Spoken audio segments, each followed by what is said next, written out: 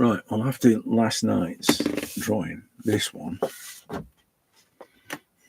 I thought I'd just go through the process again. People commented about the thing being in the shop.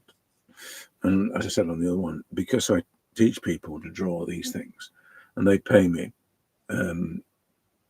me giving away free lessons, if you like, this is what it is, wouldn't be fair on them. But I'm left it on long enough for you to see what it looks like.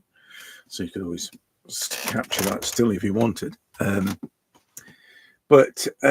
Yeah, this is just practical stuff, right? This is not the real motives behind drawing. Whilst ever it's a practical execution thing, you're just going to get locked into the how-tos, and which is why these how-to kind of demonstrations are popular, because the how-to thing is that most people just think of it as that, how to draw, how to make things look real, how to draw realistically. How many videos you've seen that say that, how to draw realistically. But the truth is, it's not really about that. I've just done a lesson now, which is going up tonight, and we're talking about the real motives behind drawing, and how by understanding these motives, your drawing will be I can say improved. It's more than improved. It would be taken to another level, should we say? Which is it's a difficult thing to sort of understand that. I mean, most people say, "Oh, we get this there, and we're going to wear this, and we're going to draw a center line, and we're going to do all that," and everybody thinks, "Oh, that's how it is." It's not how it is. That's just for everybody who's a nobody, how it is. So you don't want to be one of those people. You want to be somebody that is able to capture the essence of people. This is what making portraits is about. Surely, it's at the end of the day, what making portraits is about is capturing the essence of somebody. But that isn't a technical thing. I can't tell you now that at the moment what I'm doing is I'm looking for the locations of things. I'm actually not doing it as simplistic as I did with that one. If you saw that one, where it's just looking for pinpoints, I'm doing it in a much more relaxed way, because I wanted to feel like the person. I'm not too worried about the exactness of things. It's the feeling that I'm trying to capture. So I'm not locked into the mechanical aspect of it, the mechanical doing of it. I am making the comparisons. I'm seeing the shapes, and I'm making those comparisons to these. I'm looking for alignments. I'm doing all those things, but I'm not doing all those things. It's almost like I'm deliberately not trying to do those things. The problem with the technical side of stuff, when you focus on the technical things, it becomes about the technical things, and it's fine if that's how your mind works. But for many people, that's not how it works. Their minds don't work in that kind of way, and the precision of something, and and the exactness of things, and the craft element of it is probably not their bag. But that doesn't mean to say they couldn't make a great portrait. The secret to making great portraits, or people who have the equipment to make great portraits, are people that empathize and are able to connect with other humans. They're usually people, if you know, a people person. Those are the kind of people that make great portraits, because they're able to connect with other people, and they're able to manifest that connection, their response to that connection. They're people who make great portraits, not the technicians. The technicians are just that, and they'll never be anything other than a technician. So you don't want to get bogged down by that. That's just a means to an end. The technique stuff is just a means to an end. And if you're not that way inclined and feel forced to do that, you'll either stop doing it because it's not your bag, because you just don't you know, you don't feel it, you don't get anything from it, or you'll end up being one of them, another technician, another person that can do an amazing copy of a photograph or a copy of a, you know, of a face, a portrait. And that's, you know, that's it. It's back to this question of why you want to do this. I talked about that in that video all that time ago, and I think it's had a lot of views, but I don't think it was. I was thinking about doing it again to try and be a bit more succinct. I don't think I was in that video. I don't think I was succinct enough about the importance of understanding why you're doing this, and choosing wisely. Because that's the other thing. People just dive straight in, and it's, oh, I'm going to learn this. I'm going to learn anatomy. Yeah. And I think, yeah, do all that. You know, I think it's really important that you do all that. I'm not too convinced that hours and hours and hours and hours of repetition is the primary way. I think that bit, the repetition thing, is probably doing the work as opposed to doing elements of a face or limbs or whatever. But the knowledge thing is always going to be chasing the knowledge is always going to be counter to what the real objective. Not knowing is far more important than knowing. It's the same with everything, you know. I mean, it's not me who's saying that. The Dalai Lama said, "What we don't know is far more important than what we do." So, I mean, if that guy sussed it, then you kind of know that, you know, there's some truth in it. You know what I mean? But there's this idea that, oh, you got to know. You can't draw if you don't know. Yes, you can. Yes, you can. Drawing is about understanding. It's about knowing it, or making art, full stop. I mean, I think that it's about response. I think that's basically what all of this is about. Whether it's making portraits or whether it's making landscapes, it's always about response. Your response to the world, how you see the world. That's what it's about. And if you see it in a particular way, you want to show people how you see the world. That's the whole point. You want to share with the world how you see the world. And I don't want to share the world with the world exactly what they can already see. That's the thing. This is back to the representational thing. So this idea that it's just going to be about the production, it's just going to be about the following rules. This is how you draw an eye. This is how you draw an ear. That is so far from being an artist, you know, being creative. That's so far from that. That's being a craftsperson. You know, that's what that is. That's all about the craft. Nothing wrong with that at all. Just recognize it for what it is. I said that in that video. You just got to know what it is that you are. What motivates you to do it? You know, that kind of thing. But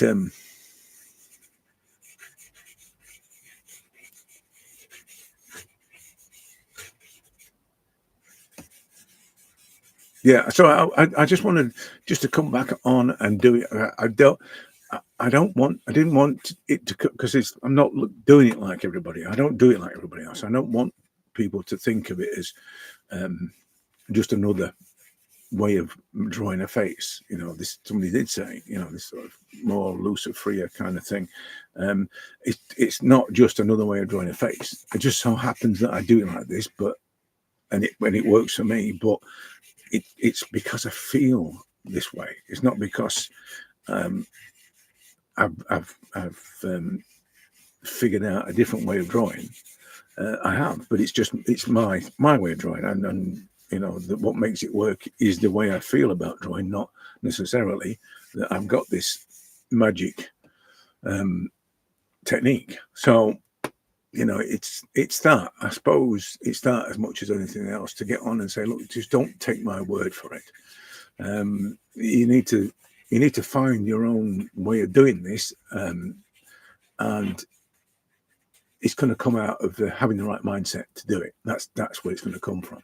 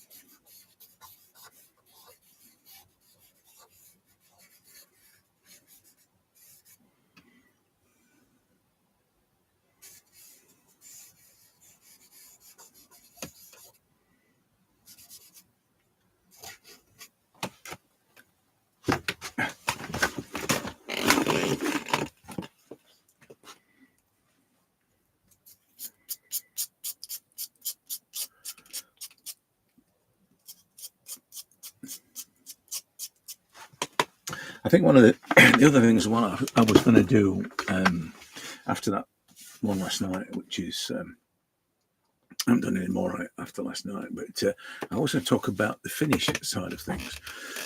And I know it's a practical thing. I know, but what I found, I suppose, more than anything else, was the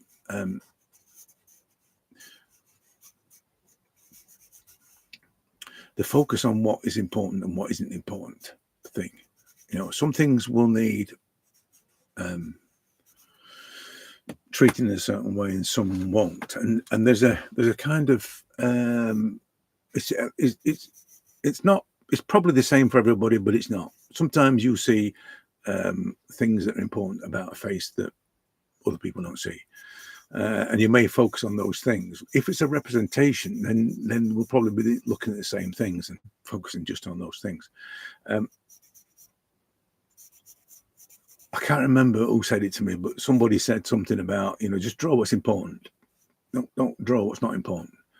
And I think that's probably true of the way that you finish things as well. So it's not just in case of drawing everything and every hair, because as soon as I focus on that bit, I mean, I've got to try and get the essence of the curls and the feeling of the curls. But as soon as I focus on that bit, I'm detracting from that bit. And if I've only got X amount of time, if time's an issue, then this bit, the important bit, is the bit that I should focus on, not on this bit. And even then, even when I've got time, it may not be that the hair is an important part of this story. Maybe it is just the face, just that bit that's the important part of the story. So when it comes to finishing, just as I suppose when you're drawing it as well, draw just what's important. Focus on when you're finishing. Finish only what's important. I think it's all part of the purpose of this is to capture the essence rather than the detail. You know, it's always going to be about, portrait should do that, as I said. And no amount of pause and whatever else that you focus on are going to make it a better portrait. It's still going to be a replication of a face if you do all that kind of stuff. So, but the finish side of things, I think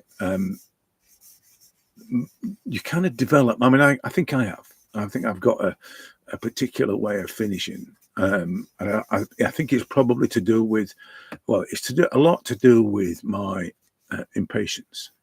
I haven't got the patience that people, we've seen somebody spent 6 months on a painting. I haven't got that kind of patience. I couldn't sustain myself that long. My interest I'd just get fed up. So a lot of the finish side of things that I'm doing now is my impatience. It's linked to my impatience. So I won't spend forever trying to draw a beard, to get it exactly right. I'll just imply and suggest rather than draw every hair. And I know people get sort of embedded within that and they love it, and I think it's more therapeutic than it is, artistic. And I get that that's why they'll do it. They'll get a kick out of the detail side of things. I think it's probably as much about the conclusion than it is about the doing, because at the end of the day, they've got an amazing piece of work that's got every hair or every pore or whatever else they've focused on, or every button and every eyelash. But that, for me, that's the complete opposite of what I think about when I'm doing this. So, but as I say, I think it's about your response to a face, your response to another human, as much as it's about mine. And if that's how you respond, then that's how you respond. And I think that's how it should be.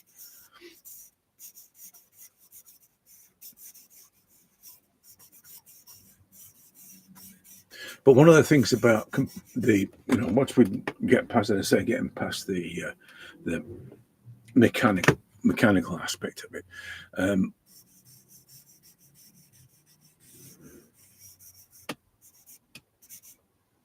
One of the things about the hierarchy of importance, whether it's your marks, the objects, the elements you focus on, the marks you make, whatever, they all, because you suddenly have that matters, that doesn't matter.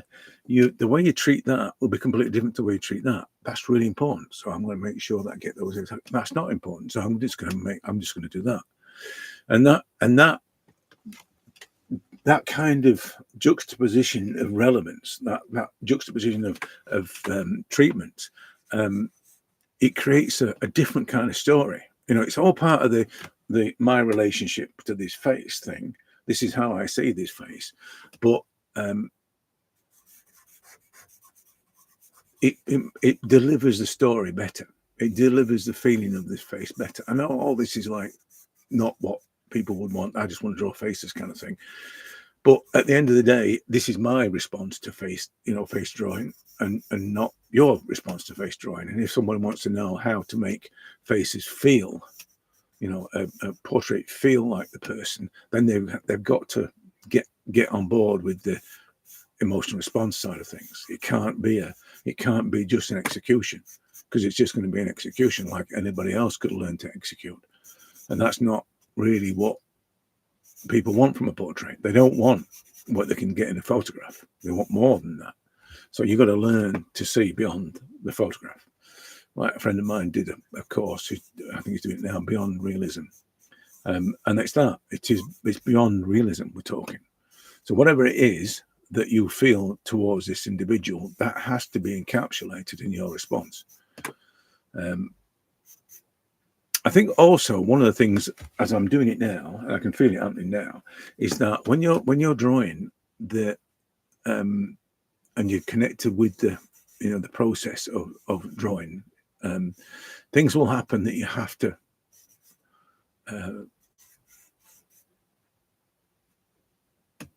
equate to the purpose. I'm trying to do this. It needs to feel like this. You will see that happening in the drawing, and you've got to be alive to that. If you're not alive to that, then you'll be missing out, especially with charcoal. One of the things charcoal does is this the subtlety of tones, for instance, or the irregular mark making. It depends on what kind of charcoal you're using. If you're using a fairly soft one like this, you do get some irregular mark making, and that you've got to be open up to that. Plus the way that your arm is working, your body's responding. You've got to be aware of that as well, because sometimes it is a lot to do with that. Which is why I think it's important that you really find the best working position. You work in a way that suits your physicality. Personally, I'm not so good at making lines doing that way around. So everything tends to be like that.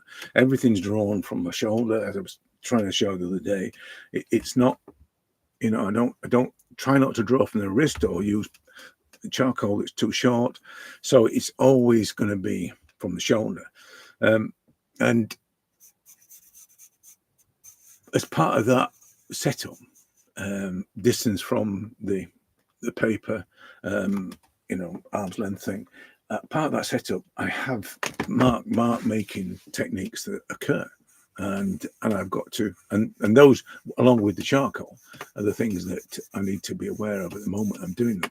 So it's all a bit, in the moment, which is what it needs to be. Being present with what you're doing is critical. I think that's probably a prerequisite of making portraits. You have to be present.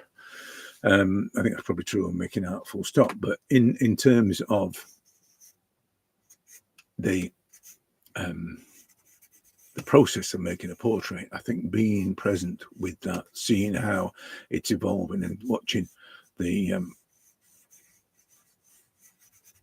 character evolve, I think that's critical. If we don't do that, then you're probably going to lose the thing. You're probably going to At best, just get a copy of a face. At worst, you're going to get you're not going to get a copy of a face. You're going to get a poor imitation kind of thing. So it's really important that being present to something as you're doing it, because you see what's happened now. I don't know if you can see that now, but as I now I've got to a point where I'm starting to pump up the volume, the tonal values, right? Look at what it's done to the face. Look how it's changed the balance of the face. So now all of a sudden that increase in tone now has to be here.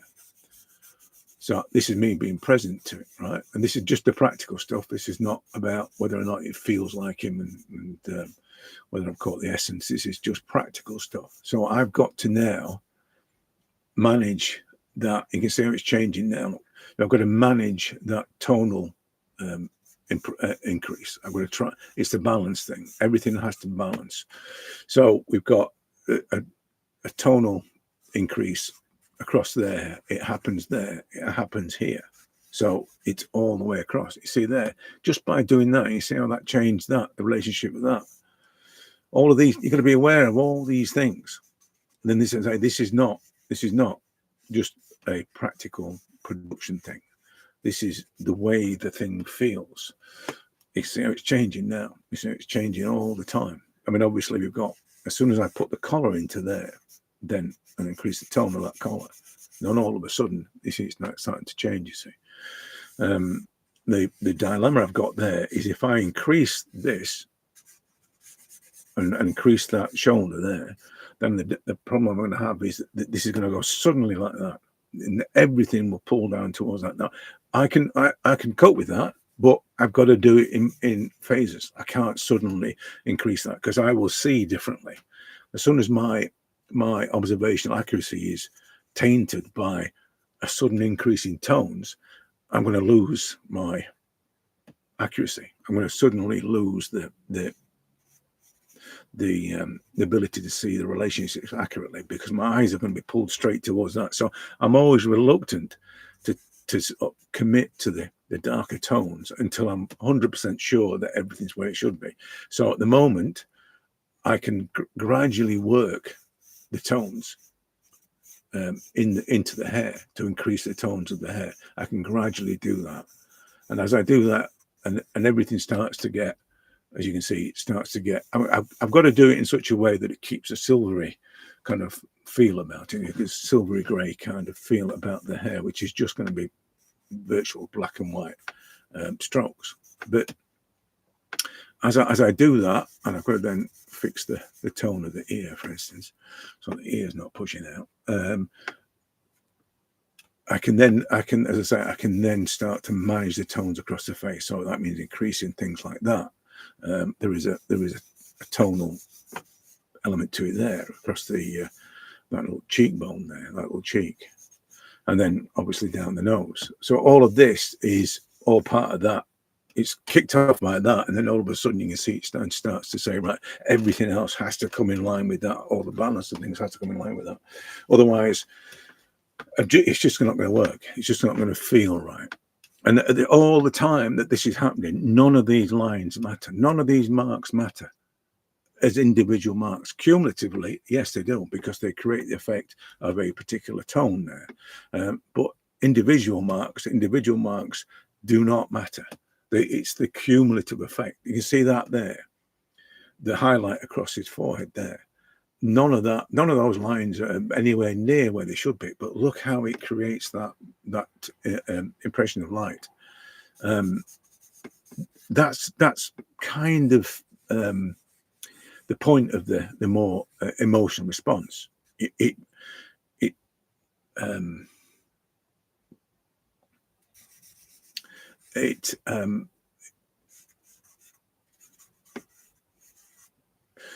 overrides the practical response. It overrides the whether the lines are actually perfect or whether they, I've rendered it smoothly or anything like that. The emotional response overrides that. It's about, does it feel like that person? That's what it's about.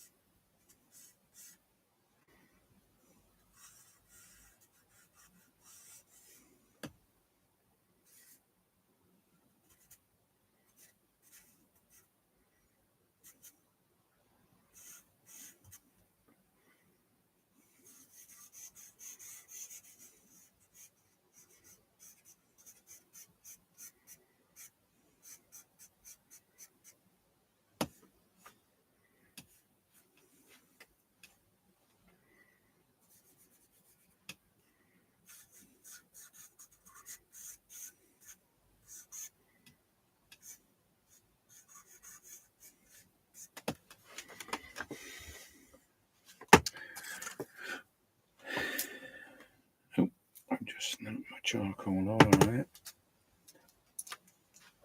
Yeah, I've got this in this clutch thing. There's two things you need to do, right? Make one of these, bit of bamboo, elastic band, right? You can put any kind of, you can put anything in it if you want it. To put charcoal in it, but you can put any size charcoal in it. Whereas those pencil extenders, you're limited, aren't you? You can only have one size. And the other one is the sponge on a stick. If you get to a point where you want to be doing blended things, you know, even just to adjust the tonal values, a bit of sponge on the end of a cube, on the end of a kebab stick. It's wood. It's not a thing. Bit of sponge. One of these washing up thingies. Super glue on the end of it. Cut a piece off. Stick it in, and it makes a. And then you can then affect the tones. It's not like a stump. This is just if you just want to lighten things off. You just want to take things a little bit lighter. You can use this to do that, and that's all it does. It just makes things a little bit lighter. You can press on it and make it, you know, more blended if you like, but essentially it's more of it's something just to manage the tones better. That's all it is. So yeah, make one of those along with one of these. So that's of course if you feel the need. I mean, if you've got plenty of charcoal, then fair enough, just use use what you've got. But I'm limited in that I make my own charcoal, but when I get a good piece that has a certain color, I kind of, because they do vary in color, I want to keep that one piece. So I will try and use it for as long as I can.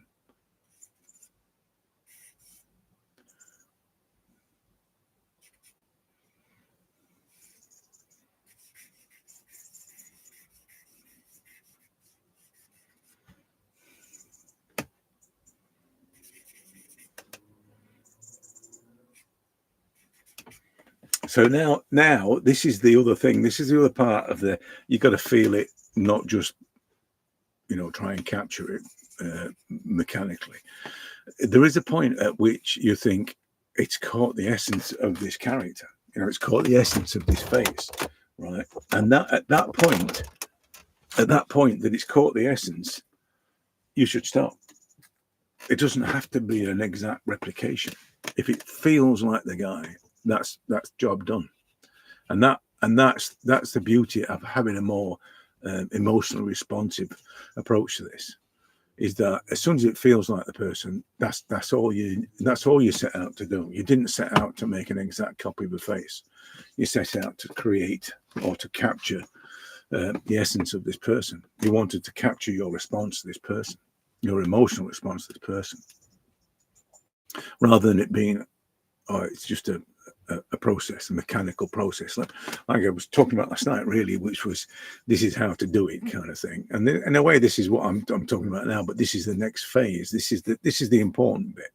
The important bit is that you must feel something towards a subject. It's not. I mean, it's not nothing new. And everybody talks about being moved to paint a landscape. And people will say they've been moved to, you know, to capture a subject, you know, a person. So, you know, artists have muse. Back in the day, they would have models that they called the muse because they always wanted to paint them. They were moved to paint them. So it's not nothing new. So it's just that. So that's what you need to be doing. Not a case of how do I technically approach this. That's just a secondary factor. It may well be that you want to end up making an exact copy of a face, but if you're moved to do that, that's fine. If it's about capturing the essence of somebody, that's not necessarily a mechanical capture of a face, you know, that's constructed. Not necessarily that. It can be, as I say, it can be if you're moved in that way. I mean, you got to ask yourself why you're moved in that way. Some people just don't know. They just think portraits are like this. This is how portraits should be. So therefore, I must do it that way. That's not the case. It's not the case at all. You've got to do it however you think is right. But as I said, as long as it's not something that's just, oh, that's the usual way to do it kind of thing. And that's, you can't just follow that because everybody else does it that way. Doesn't mean to say you should do it like that. Which is a great creative approach to anything, isn't it? You know, if you're creative, you will always want to do it different to everybody else. That's a given. All creative people have that desire to be different to others, and you know, following one person's solution is not the creative way, is it? Just because, and it's not a you know, doing it to be different kind of thing. But artists don't want to just follow somebody else's footsteps all the time, or shouldn't do anyway. But there are people that do, you know, there are people that want to do it. Oh, I think his work's great. You know, I want to paint like Sargent. That's what people say to me. Forget it. The man was a genius. Just forget it. You know, paint like you. That's and then there's no one to compare to, is there? But that's the way it should be done. If there's no one like you, you can never be compared to someone else, can you? And you can always, you always win then, don't you? It's always a success. Right. Apart from a little imbalance of tones, and maybe a little bit more on the hair, which is it's getting there, but it's now I'm at that point where I've caught the essence. How much more do I think I need to do to this drawing to, you know, to make it, would it make it any better? No, probably not. This is the thing about the emotional response thing. Once you've caught the essence, no matter what you do after that, it won't make it any better. You've caught the essence. Why would it make it any better? Whether or not you've got every hair in the beard, or whether or not you've illustrated every button on his shirt, would that make it any better? No. That's it. So when people say, oh, I don't know where to stop, it's because they're locked into some idea that it has to be about detail and meticulous detail, when really it doesn't. That's the last thing it has to be about. Like I said before, you get a camera for doing that. So, as I said, the only thing I need to do with it really is I just need to adjust some of the tonal side of things. Things are a little bit too strong in places, but it's there. It's there. The face is there. Yeah, not at all as you would imagine. I mean, it's like, you know, I haven't got the edges of things. I mean, that one, when I was drawing that one, I was telling you about the edges of things, you know, and all that. But this is much more looser. You may say, for want of a better. Now that's the thing, looseness. People talk about looseness and bold mark making and all that. That's all of that is to do with your mindset. It's nothing to do with technique. Nothing to do with something you practiced or want to, you know, you want to call yourself an expressionist or whatever, or impressionist. Well, as an expressionist, is that people that do express? No, it is, isn't it? That's a thing, isn't it? I was thinking that. I'm thinking about impressionists. No, an impressionist, they can be people that copy people, you know, they mimic presidents and all that kind of thing. But no, I think that the boldness and looseness of your marks is just a manifestation of your response. If you're not bold and loose in your attitude, then they won't be bold and loose when you make the marks. And why should they be? Because that's not necessarily your way of responding. You know what I mean? It has to be based on you and how you respond. I think someone once said to me about personality being a thing, and I think that's true. I think that's probably, if you're not a bold and gregarious type of character like me, then the way you make marks and the way you know the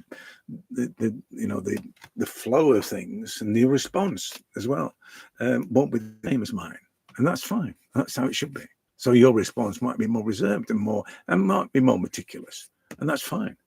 So long as the game is the same. You know, it's the game is, we need to capture the essence of this face. This needs to feel like the guy, not just look like the guy. In fact, looking like the guy is a secondary thing. But I would say this, that likeness always follows life force. So if you capture the life force, if you focus on the life force, you will inevitably capture the likeness. You can't help but capture the likeness. It just comes because it's part of the life force. It can't, if it wants to feel like somebody, it will look like somebody. That's it. But you can't focus on the likeness and then draw in the life force, because it doesn't work. The marks are what, and the way you make the marks and the way you treat certain things, all those elements are how you capture the life force. So you can't do it at the end, basically. What I'm saying, the people will think that that's what they can do, but no, you can't do that. It's gonna, it has to feel like the person all the time that you're drawing. It has to feel like them. Right, I'm going now, otherwise I'm going to end up rambling about nonsense, as I always do. So I just wanted to come back on and talk about the importance of things. It's not just about getting, like I did last night, getting things in the right place. Your observational accuracy is only part of it.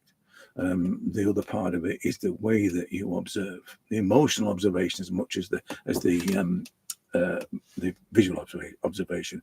It's the emotional observation, how you feel about it. I'll tell you, I've said this before, when you draw a loved one or a friend, you feel different. Apart from the pressure, you feel different because you know them. That's the thing that you need to harness, that thing. So maybe, I would say that if ever you work from life, you must always get to know the subject. If you work from a photograph, give the person in the photograph a name, somebody that you know, so that you can relate to that photograph in the same way as the person that you know. It's a simple trick, but it's the way you get the life in a portrait, in a portrait done from a photograph, is to give the thing a persona. Just give them a name of somebody you know, whether it's an actual person you know, or whether it's somebody you know off the telly. If it's somebody you know from a film or an actor, imagine that. This is, as far as this is concerned, this is George Clooney, right? You could say that. This is George, don't look like him, but I could say it's George Clooney. So all of a sudden, it's got that gorgeous George feel about it, and it's, you know what I mean? It's just that. It's not that difficult to do that. Get to know the subject. As I said, it's just what drives the whole thing. Just looking at it now, I'm going to fix the tones on his forehead there in a minute, and then because of that, you can see that thing happening there. Look, because of the density there and how faint it is there. So increasing the tone of that there, right? It's going to change the way that I hold the thing that light delicately sometimes that it stutters in my hand and it sort of trips up, so I end up with odd marks that I don't need. I'll leave them in, but it shouldn't be there, I was just trying to affect the tones, that's all. Yeah, better now. There's still a bit of it there that has to change. So you see that now, I kind of like the rough and ready tonal thing, what's happening there. But if I wanted, I could use the thing on a stick and I could make that smooth, make that blended if I wanted. I don't really want to do that. I like it to be a little bit more, as I said, rough and ready. I don't know whether or not that's the right way to describe it, but I do like it like that. I just, anything that gets it near to being a photographic finish, I try and keep away from. Anyway, as I said, I've done now. So